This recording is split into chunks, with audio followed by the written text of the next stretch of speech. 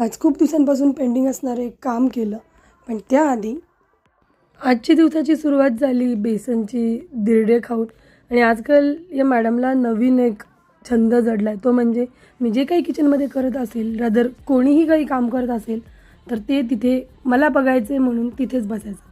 Same तिने मी नाश्ता बनवत होते तेव्हाही तसंच करते. आणि सेम आता या ताई आल्या होत्या भांडी घासायला, त्यांची पण मला माऊची भांडी बघायची असं म्हणून तिचं रोज तिथे उभं राहते आणि बरोबर त्या कशा घासतात, काय करतात ते सगळं तिला बघायचं असतं. संडे होता पण तरी मला वर्किंग होतं, कारण वीकमध्ये एक दिवस कॉम्पन्सेट करून झाला होता. सो आपल्या रुटीन कामाला सुरुवात केली आणि त्या ताई फरशी पुसून गेल्या. सो तिला सेम त्यांचं कॉपी करून फरशी पुसायची होती. सो इथे आमचा तोच काही तो प्रयत्न चालू होता. संध्याकाळच्या वेळेला खूप दिवसांचं असं एक पेंडिंग काम होतं.